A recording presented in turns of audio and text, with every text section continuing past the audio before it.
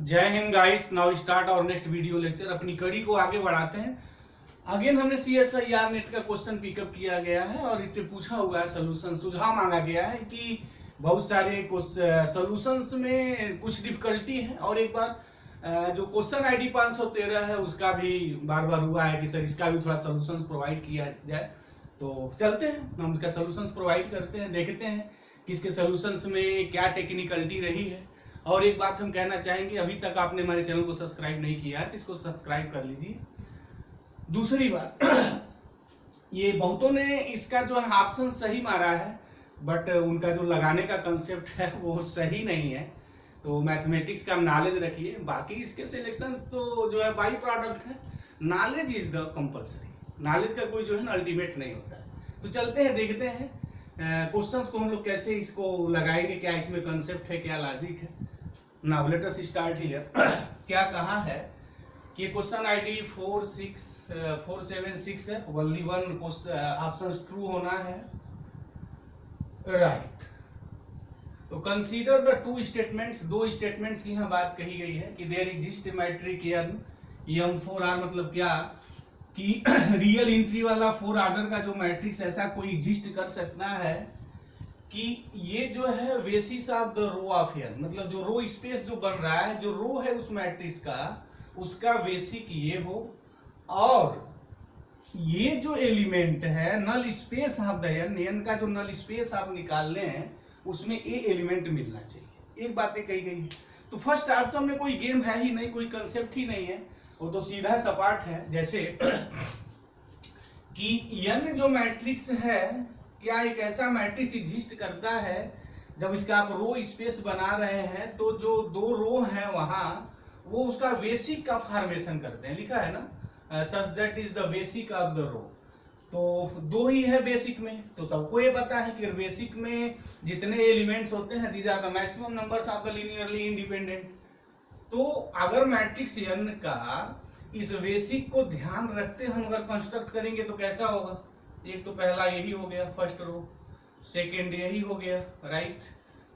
अब थर्ड और fourth row जो बनेगी वो कैसे बनेगी, कह रहा है कि यही इसका बेसिक है। तो बेसिक मतलब क्या है कि जो मैक्सिमम लीनियरली इंडिपेंडेंट जो वेक्टर्स होंगे यही दो होंगे और बाकी जो दो रो जो बचे इनके और इनके लीनियर कॉम्बिनेशंस में लिखे जाएंगे। मतलब कि ये थर्ड रो का ये जो एलिमेंट होगा वो या तो इसका लीनियर कॉम्बिनेशन होगा या तो इसका लीनियर कॉम्बिनेशन है, या ये हो सकता है कि दोनों का लीनियर कॉम्बिनेशन हो। तो थर्ड रो का जो फॉर्मेशन होगा linear combination of these two rows. अब उसके बाद क्या होगा, जो हम फोर्थ रो का जो निर्माण करेंगे, कैसे निर्माण करेंगे, कंसेप्ट को समझिए आप कि ये जो फोर्थ रो होगा या तो इसका लीनियर कॉम्बिनेशन होगा या इसका लीनियर कॉम्बिनेशन हो सकता है या इसका लीनियर कॉम्बिनेशन हो सकता है या यूं हो सकता है कि तीनों के लीनियर कॉम्बिनेशन से बनाया गया हो। These are the possibility to construct the matrix M। चलिए, कोई फर्क नहीं पड़ने वाला है ये एलिमेंट क्या है। जब रो इक्विवेलेंट हम रिड्यूस करेंगे तो ये और ये जीरो हो जाएगा। अब ये कह रहा है कि क्या ये एलिमेंट इसके null space of the n में होगा, तो किसी भी मैट्रिक्स के नल स्पेस में वो एलिमेंट बिलोंग करता है कि nx इज इक्वल टू 0। मतलब वो एलिमेंट होगा जिसका प्रोडक्ट करने पर हमें 0 0 0 0 मिलना चाहिए। तो देखिए ये दिया ही है 1 2 1 4, मल्टीप्लाई करिए क्या 0 आ रहा है। This is the so very easy, देख सकते हैं आप 1 + 2 + 1 -4, इसका इसमें प्रोडक्ट करेंगे, यस दिस इज द 0 हो जाएगा। अच्छा, इसमें इसका प्रोडक्ट करेंगे तो क्या होगा 1 - 2 + 1 + 4, दिस 1 - 2 और 1 + 4, पहले वाला 0 हो गया, 1 देख लेते हैं, मल्टीप्लिकेशन कायदे से कर लें, हड़बड़ी नहीं। 1 हो गया +2 हो गया +1 दिस एंड -4, तो 2 1 3 1 4, तो 0 हो गया। बट ये नॉट इज इक्वल टू 0, तो नॉट इज इक्वल टू 0 होने का मतलब क्या हो गया कि ऐसा कोई एलिमेंट इसके null space of the n में नहीं होगा, क्योंकि अगर null space of the n में होता तो उनको 0 मिलना पड़ता। तो फर्स्ट जो स्टेटमेंट है वो मेरा सही नहीं हो सकता है, तो first statement is the wrong here. तो मुझे यहाँ बड़ा इंटरेस्ट नहीं है ऑप्शनों को एलिमिनेट करना, हमें इसके कंसेप्ट की बात करनी है, जो तमाम वहाँ बातें कही गई हैं उनसे कि थोड़ा इसके कंप्लीट सॉल्यूशंस, एक आइडिया और एक कंसेप्ट क्या है उसको प्रोवाइड किया जाए। तो चलते हैं देखते हैं। तो यहाँ जो स्टेटमेंट सेकेंड है ना, एक्चुअल में कंसेप्ट वहाँ है, पहले वाले में तो सीधा सवाल है, कोई बहुत बड़ा कंसेप्ट नहीं है। चलते हैं सेकेंड को देखते हैं। और उससे जो एक मैं रिजल्ट की यहाँ बात करूंगा ना, always keep in mind here, उस रिजल्ट को ध्यान में रख करके ही तो CSIR नेट वाले ने क्वेश्चन को सेटअप किया हुआ है। गलत कंसेप्ट पे क्वेश्चन सही लग गया है, बट कंसेप्ट सही रहना चाहिए ना। क्वेश्चन ये सही है, क्वेश्चन ही नहीं है, कंसेप्ट सही रहना चाहिए, that is the question. Second statement में वो क्या कहता है कि there exist a matrix M, again a 4 order का मैट्रिक्स है जिसकी एंट्री रियल नंबर से आ रही है, सच दैट यह टी लिखा है, ट्रांसपोज है ये, is basis of the column of M, कि जो मैट्रिक्स एम आप बनाने जा रहे हैं, कंस्ट्रक्ट करने जा रहे हैं, डिजाइन करने जा रहे हैं मैट्रिक्स एम का, उसका जो कॉलम जो है, इसके 2 एलिमेंट जो है बेसिक हैं, यानी बाकी जो 2 एलिमेंट बचे, यानी जो 2 कॉलम्स मेरे बचे, वो हमारे क्या होंगे, इनके लीनियरली जो है कॉम्बिनेशंस के रूप में लिखे जाएंगे, क्योंकि दिस इज द बेसिक, और बेसिक का मतलब ही होता है कि maximum number of the linearly independent and belongs to the null space of M. अब देखिए यहां क्या बात यहां कही गई है, क्या ये रहा है कि ये जो है बेसिक है एम के कॉलम का बेसिक है, और यहां जो पूछा हुआ है ना, एम के नल स्पेस के बारे में बात किया है। पहले वाला तो सीधा सपाट था, कहीं भी नहीं था, रो था और उसके नल स्पेस की बात कही गई है। अब यहाँ कॉलम का बेसिक दिया हुआ है और एम के नल स्पेस के बारे में पूछ रहा है कि क्या ये एलिमेंट जो है null space of the M में होंगे, अगर हैं तो स्टेटमेंट सही होगा, नहीं है तो स्टेटमेंट सही नहीं होगा। तो चलते हैं देखते हैं, फॉर्मेशन करते हैं। एक रिजल्ट मैं यहाँ लिखने जा रहा हूं, उसको ध्यान दें आप, क्योंकि वही इसकी मेन जो है ना जड़ है, वही इसकी आत्मा है।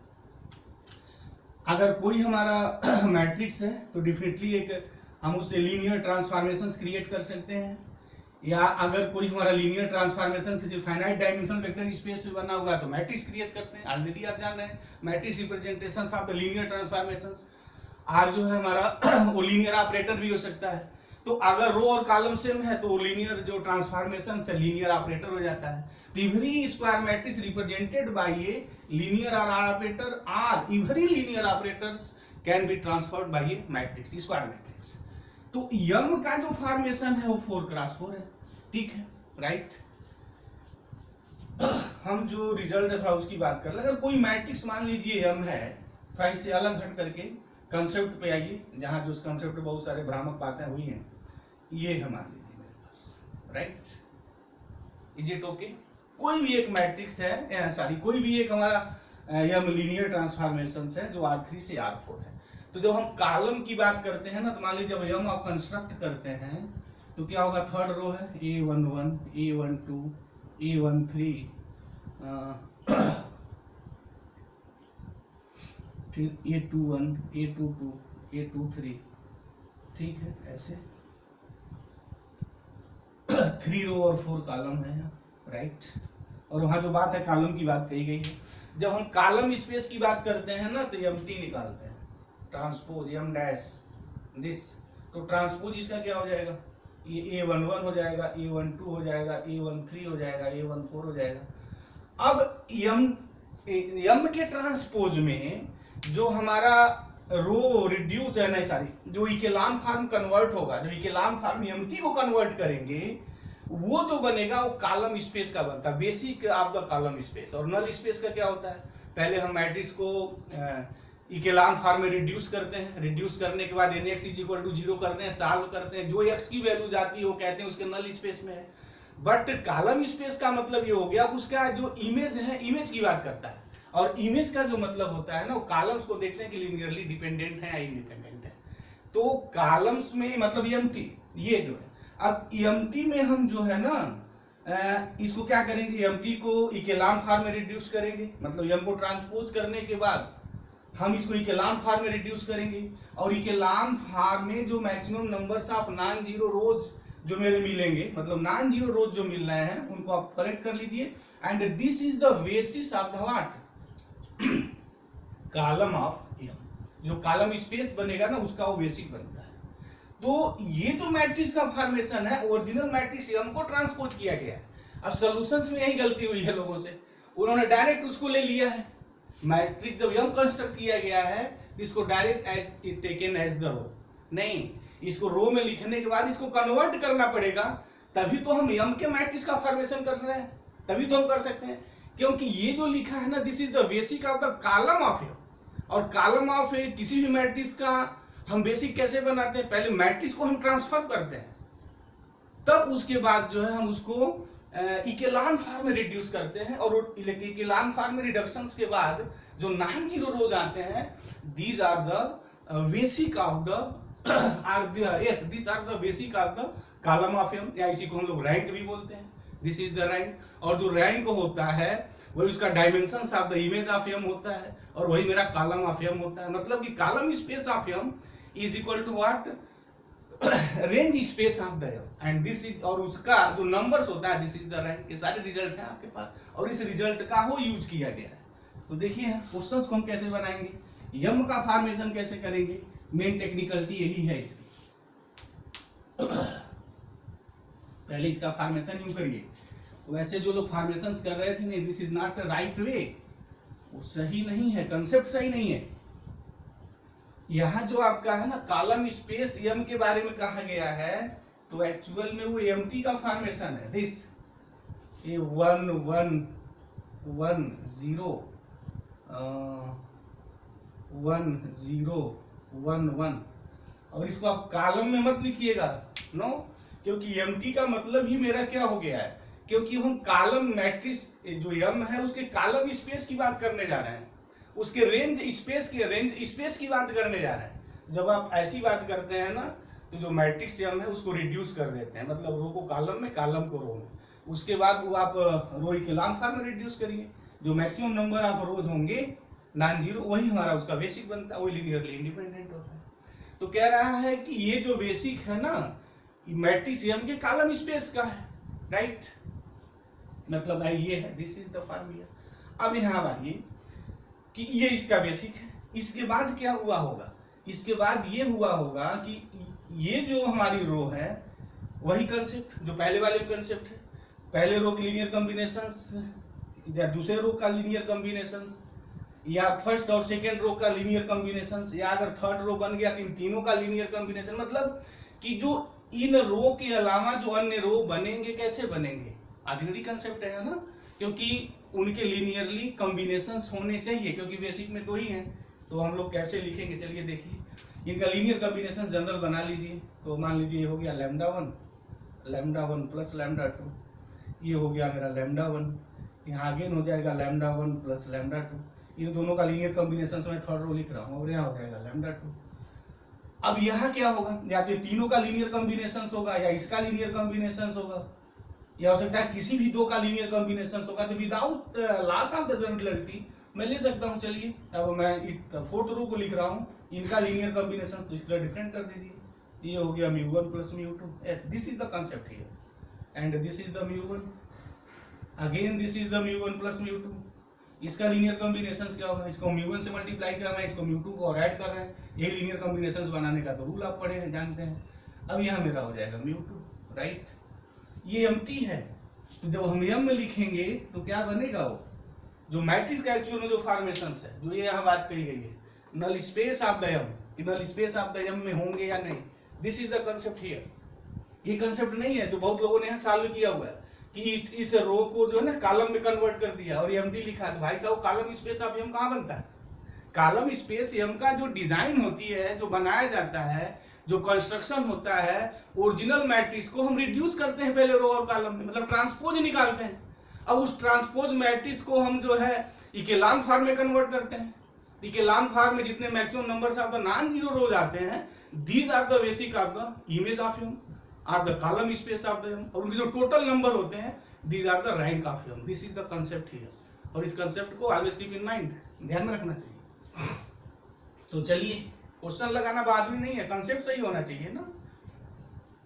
एम आ जाइए, तो एम कैसे बनाएंगे, अब इसका आप ट्रांसपोज कर दीजिए। तो ये जो होगा हमारा 1 1 1 0, राइट, 1 0 1 1। अब यहाँ हो जाएगा ये lambda 1 plus lambda 2, this is the lambda 1, this is the lambda 1 plus lambda 2 and this is the lambda 2। अब ये मेरा हो गया μ1 plus μ2, yes this is the μ1 and this is the again μ1 plus μ2 and this is the μ2। अब तो कोई बहुत बड़ी चीज नहीं है, कोई बहुत लंबी चौड़ी गेम नहीं है। अब क्या करना है, अब ये कह रहा है क्या यम का जो आप नल स्पेस निकालेंगे, नल स्पेस आप स्पेस ऑफ द यम, इसमें ये मिलेगा क्या? अगर ये मिलेगा तो क्या मतलब होगा कि इनका जो प्रोडक्ट होगा वही यम एक्स इज इक्वल टू 0 आना चाहिए। मतलब इनका जब प्रोडक्ट करेंगे 1 1 1 1 तो ये 0 मिलना चाहिए सारा, ये 0 0 की खेल होनी चाहिए, राइट। हम पहले कह दिए हैं कि हम इसके ऑप्शन में इंटरेस्टेड नहीं है कौन सही है कौन गलत है, हम इसके जो कंसेप्ट हैं, इसके सॉल्यूशंस में जो कंसेप्ट हैं वो हम यहाँ प्रोवाइड कर रहे हैं। तो चलिए इसका मल्टीप्लाई करेंगे तो क्या है, मैं इसको थोड़ा यहाँ डिलीट कर दूं। चलिए ये देखते हैं, अब बस इसको निकाल लीजिए। अब देख लीजिए 0 0 आ रहा है और लैम्डा 1 लैम्डा 2 का क्या फॉर्मेशंस बन रहा है, बस हो गया वो। तो ये हो गया 1 plus 1 right plus lambda 1 plus lambda 2 plus μ1 plus μ2। हमें लगाने में टाइम लग रहा है, बट जब आपकी प्रैक्टिस होगी ना बहुत टाइम नहीं लगेगा। और कुछ क्वेश्चंस होते हैं कि भाई थोड़ा बहुत टाइमिंग तो किल करना पड़ेगा वहाँ।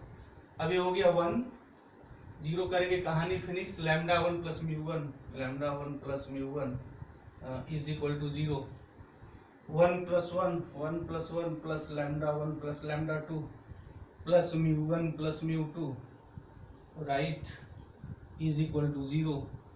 लास्ट रो का मल्टीप्लाई करेंगे तो 1 plus lambda 2 plus μ2 is equal to 0। एक ये सेट हो गया।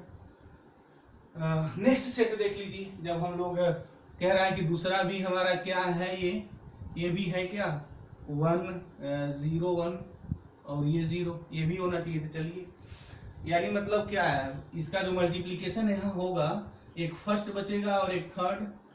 तो फर्स्ट हो गया 1 और थर्ड वाला प्लस लैम्डा 1 प्लस लैम्डा 2, ये भी 0 हो गया। इसके साथ क्या होगा भाई, फर्स्ट बचेगा थर्ड, तो 1 प्लस लैम्डा 1 प्लस लैम्डा 1 0 हो गया, ठीक है। अगर ये देखते हैं, फर्स्ट हो गया 1 थर्ड का और लैम्डा 1 प्लस लैम्डा 2 ये भी 0 हो गया, ठीक है। लास्ट का देख लीजिए, तो ये लैम्डा 2 सिर्फ लैम्डा 2 होगा और लैम्डा 2 0, तो लैम्डा 2 0 हो गया।